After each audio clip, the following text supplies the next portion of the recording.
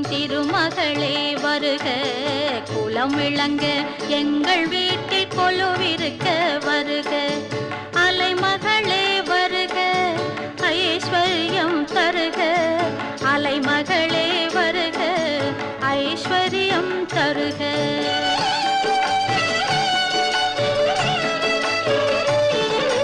திருவிளக்கை ஏற்றி வைத்தோம் திருமகளே வருக, குலம் விளங்க எங்கள் வீட்டில் கொலுவிருக்க வருக.